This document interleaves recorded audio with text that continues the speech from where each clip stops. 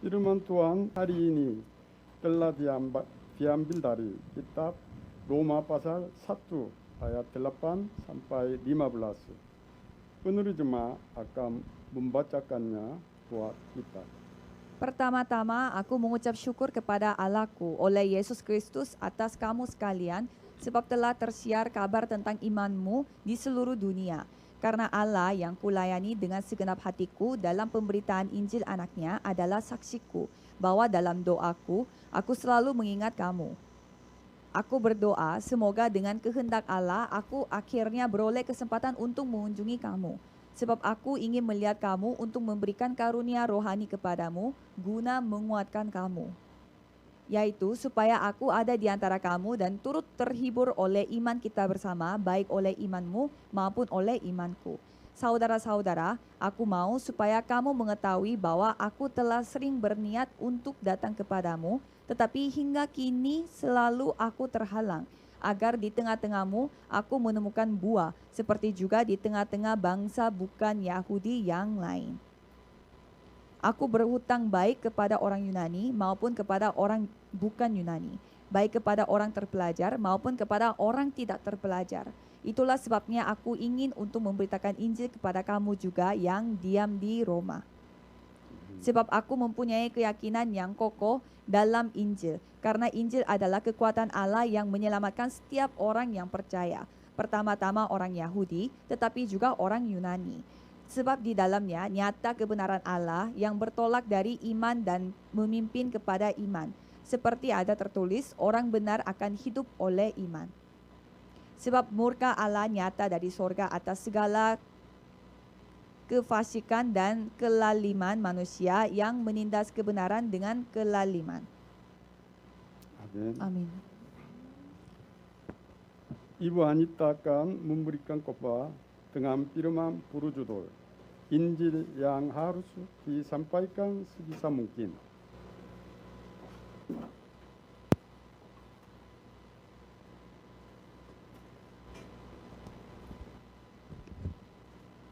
Mari kita mengakui iman kita, Yesus adalah Kristus, anak Allah yang hidup. Mari kita mengakui iman kita, Yesus adalah Kristus, anak Allah yang hidup.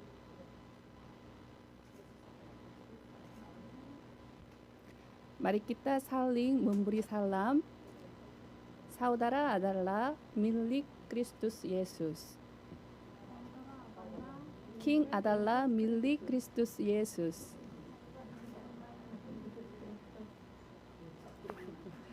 Judul khotbah hari ini, Injil yang harus disampaikan sebisa mungkin. Kita mulai tahun baru 2022 dengan berpegang teguh pada perjanjian yang Tuhan berikan kepada kita dalam Hagai pasal 2 ayat 9, bahwa kemegahannya yang kemudian akan melebihi kemegahannya yang semula. Kemegahannya yang kemudian itu platform untuk 237 negara. Itu berarti gereja Yewon akan dipakai sebagai platform untuk menjangkau 237 negara dan 5.000 suku bangsa. Untuk itu, kita ingin mencapai pentabisan bait Allah pada tahun 2022. Dalam Hagai pasal 2 ayat 18, Tuhan berjanji bahwa mulai dari hari ini, aku akan memberi berkat. Mulai dari hari ini, aku akan memberi berkat. Tidak ada hal yang dapat kita lakukan dalam kehidupan beriman. Kita hanya perlu mengikuti perjanjian Tuhan saja dengan iman. Jikalau engkau percaya, engkau akan melihat kemuliaan Allah.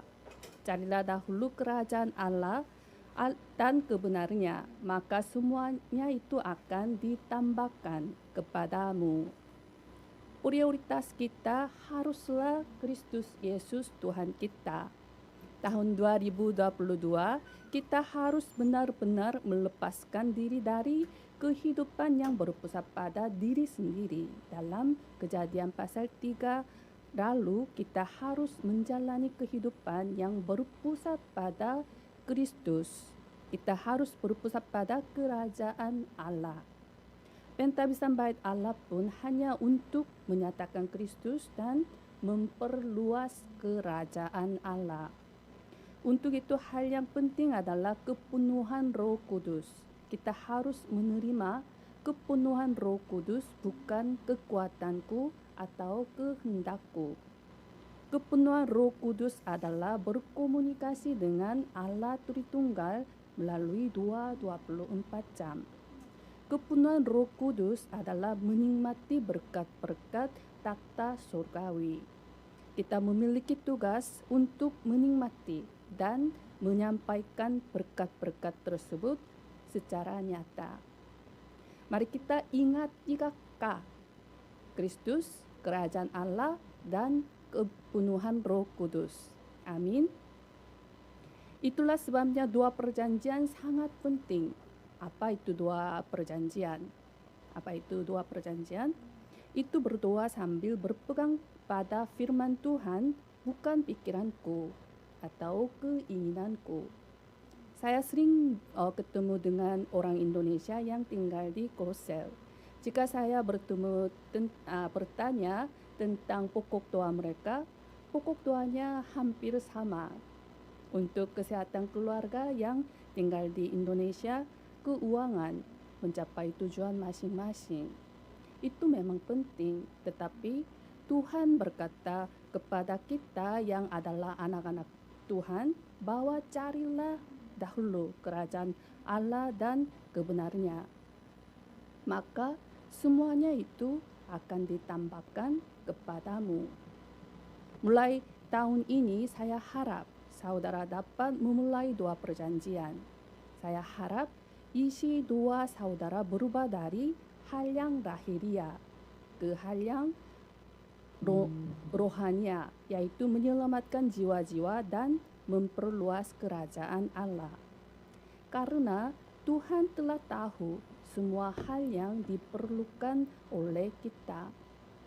Ketika kita menerima firman mimbar, pasti akan ada firman yang diberikan Tuhan kepada kita, kepada saya. Peganglah pada firman itu dan doalah saudara. Lalu cobalah menerapkan firman itu dalam kehidupan saudara.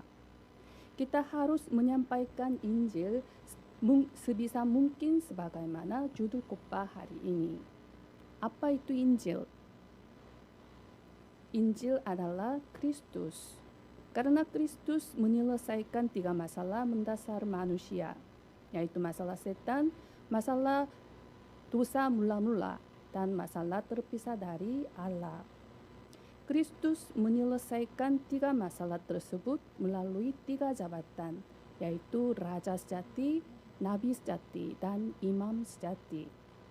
3 masalah tersebut manusia sendiri tidak dapat menyelesaikan, sehingga Tuhan sendiri datang ke dunia ini untuk menyelesaikan masalah mendasar manusia. Tuhan datang dalam tubuh manusia, Dia adalah Yesus, anak Allah yang hidup. Yesus adalah Kristus, anak Allah yang hidup. Itulah Injil. Kita sedang membahas kitab Roma. Mengapa Rasul Paulus menulis beberapa surat, termasuk kitab Roma, kepada jemaat atau gereja? Karena Rasul Paulus ingin sampaikan Injil sebisa mungkin di tengah keadaan apapun. Saat dia di penjara, dia memberitakan Injil kepada para tahanan dan penjaga di sana. Dan juga dia menulis surat kepada jemaat agar mereka dapat menikmati inti dari Injil, karena ia sendiri tidak dapat pergi ke sana karena ditangkap. Itu adalah surat-surat penjara atau surat-surat pastoral. Sama seperti kita bertemu dengan lewat Zoom menggantikan tatap muka karena COVID-19. Rasul Paulus berusaha keras untuk bersaksi tentang Injil sebanyak yang dia bisa dalam keadaannya. Kemarin saya memberitakan Injil kepada seorang Muslim yang akan pulang ke Indonesia setelah bekerja di Korsel selama 5 tahun. Katanya pernah mendengar Yesus sebagai salah satu nabi, tapi tidak pernah mendengar Kristus sebagai nabi, imam, dan raja. Saya telah menjelaskan 3 masalah mendasar manusia dan memproklamasikan 3 jabatan Kristus. Selain Kristus, tidak ada jalan, kebenaran, dan hidup. Kristus adalah jalan yang dapat bertemu dengan Tuhan sebagai nabi. Kristus adalah kebenaran yang dapat menebus dosa kita sebagai imam. Kristus adalah hidup yang dapat menghancurkan kuasa setan sebagai raja sejati. Kita dapat menjadi anak-anak Allah melalui hanya Kristus. Jika kita belum diselamatkan, kita harus menjalani kehidupan sebagai budak setan tanpa hidup. Jika saya tinggal di Indonesia, memberitakan Injil kepada Muslim tidak mudah. Karena saya tinggal di Korsel, itu mungkin bagi saya. Saya juga ingin memberitakan Injil sebisa mungkin kepada Muslim yang tinggal di Korsel. Karena Tuhan tidak memerintah bahwa jadikanlah semua bangsa muridku kecuali Muslim.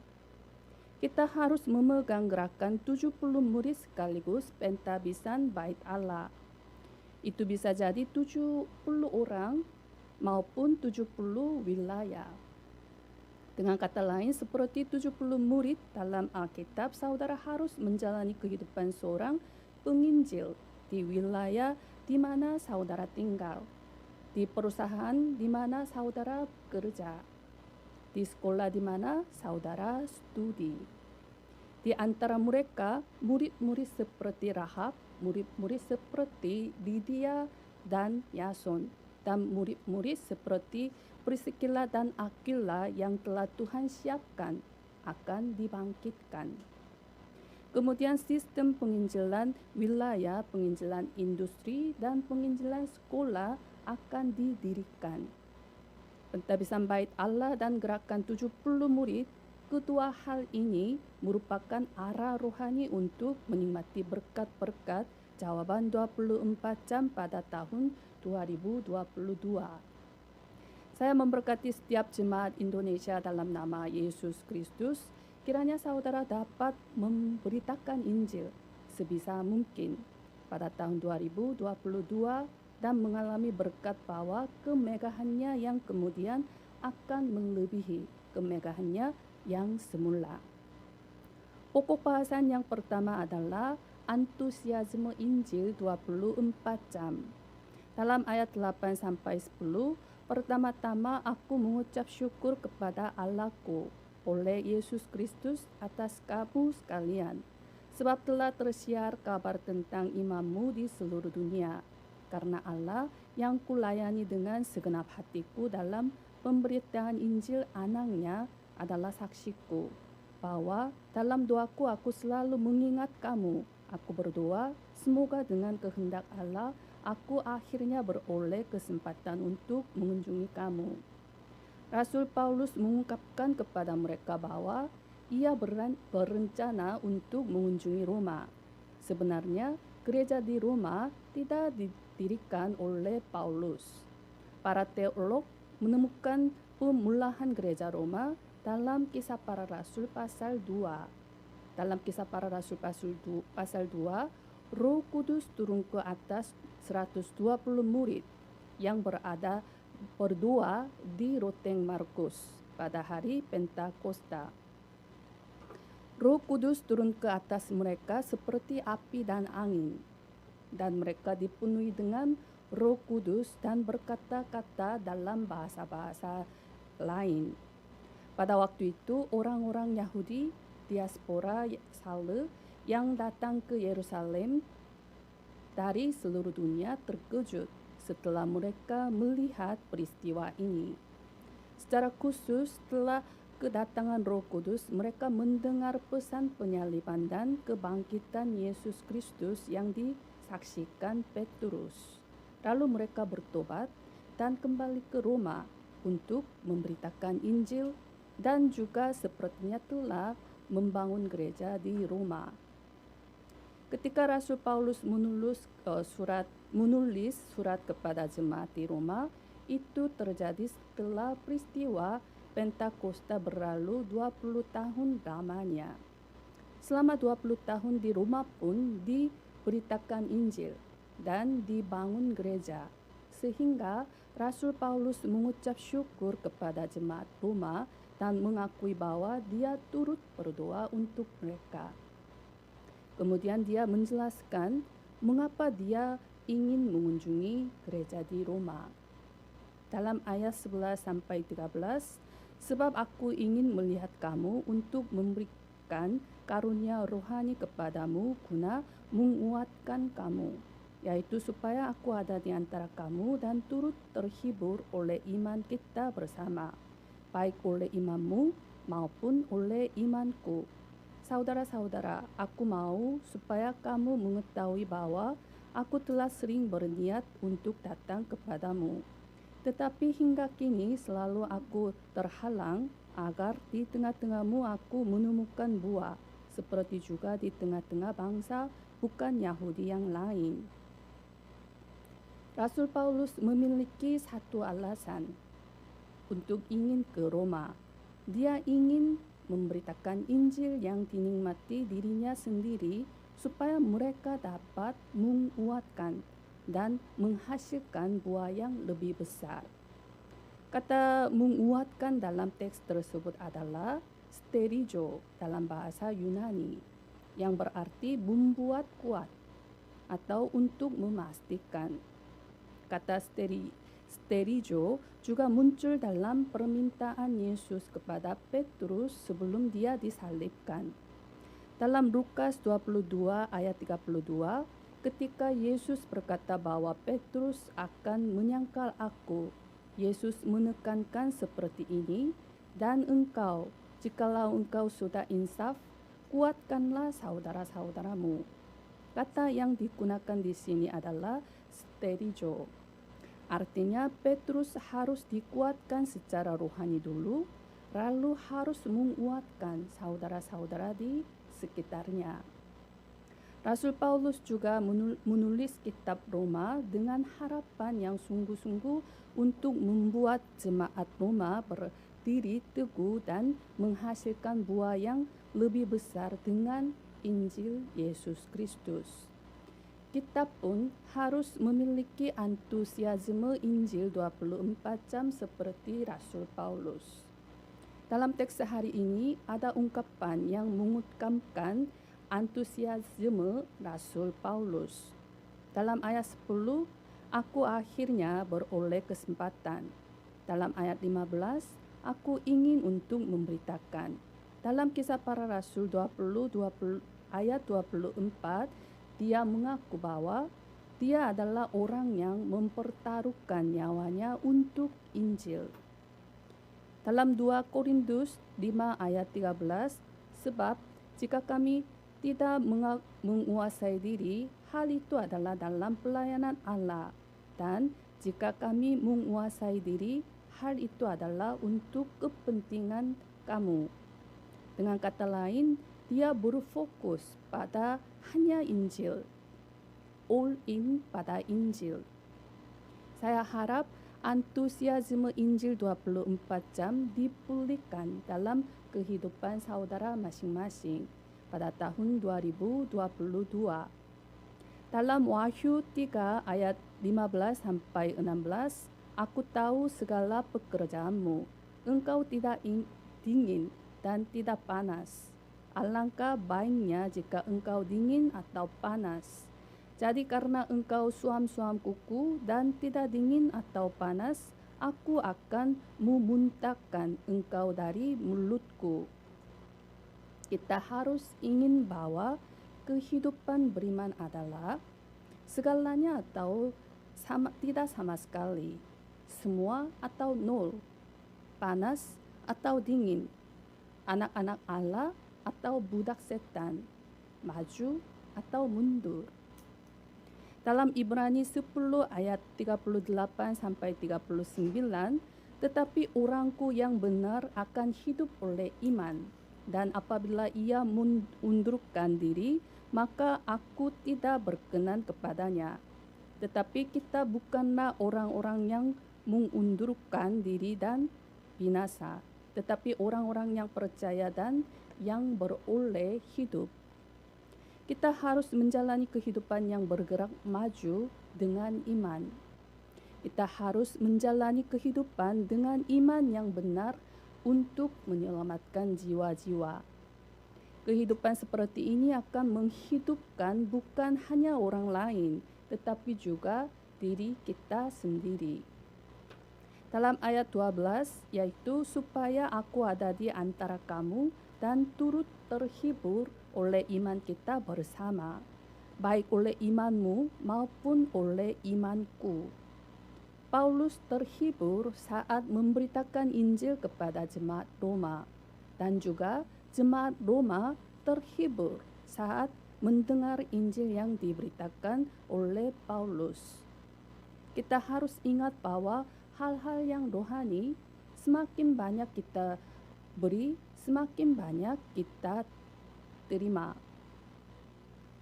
Mereka yang ingin mempersiapkan bejana dengan sempurna tidak dapat memberitakan Injil sepatah kata pun.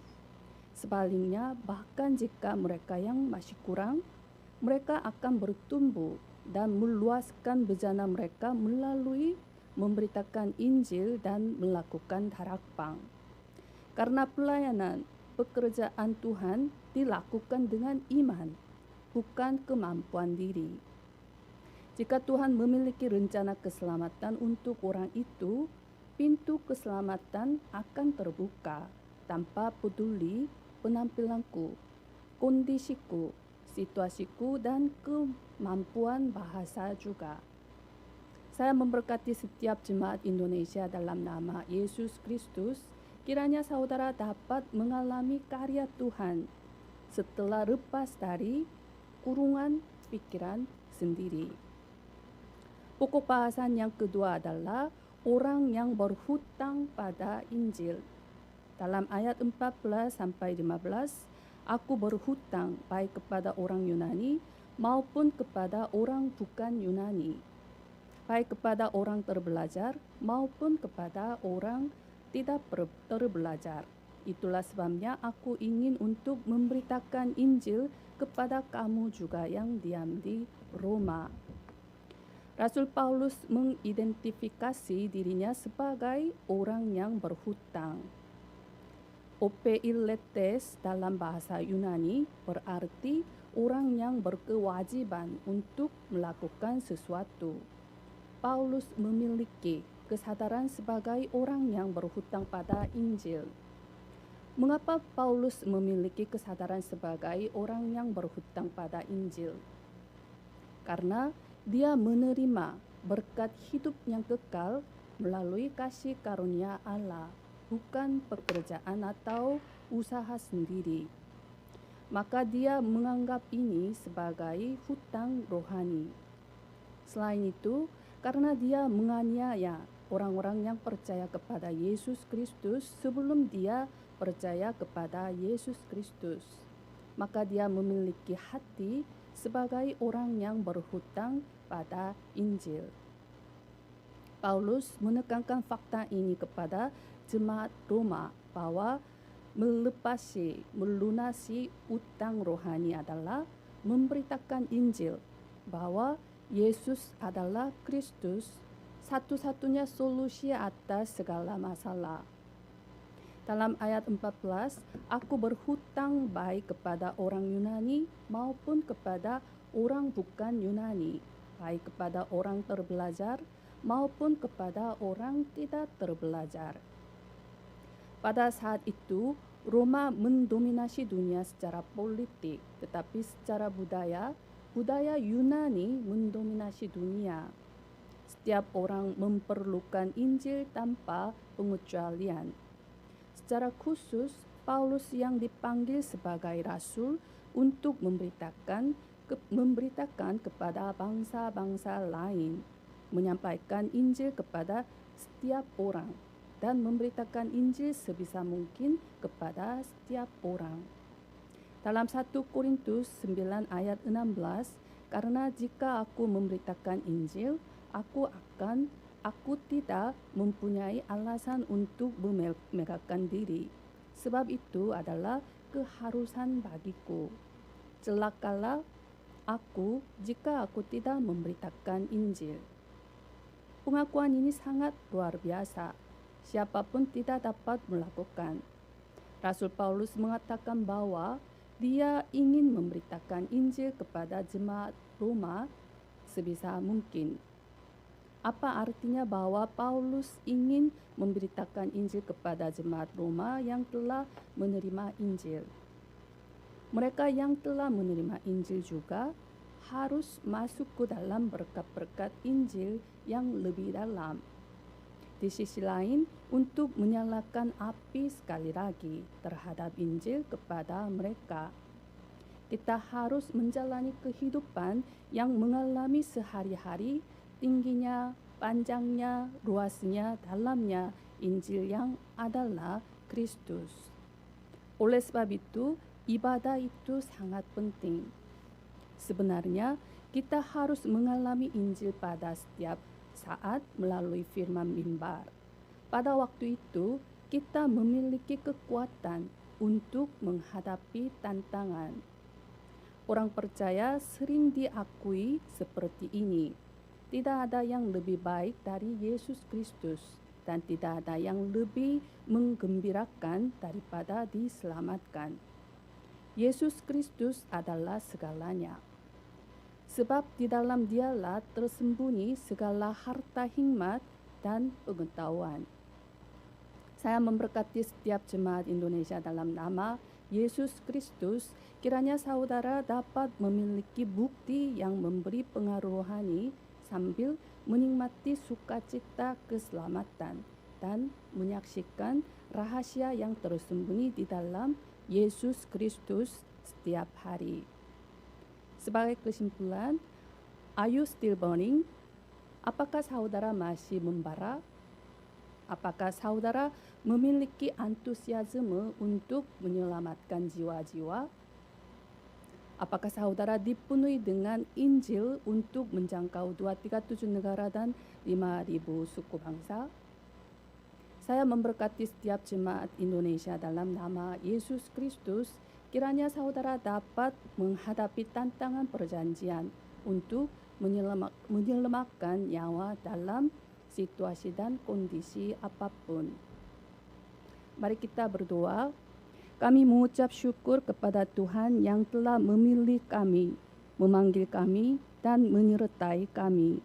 Terima kasih Tuhan datang sebagai Kristus yang adalah solusi atas segalanya untuk menyelesaikan masalah setan, masalah dosa, masalah terpisah dari Tuhan. Kiranya kami memberitakan Injil yaitu Kristus sebisa mungkin, kapanpun, dimanapun kami berada. Kami berdoa dalam nama Yesus Kristus. Amin.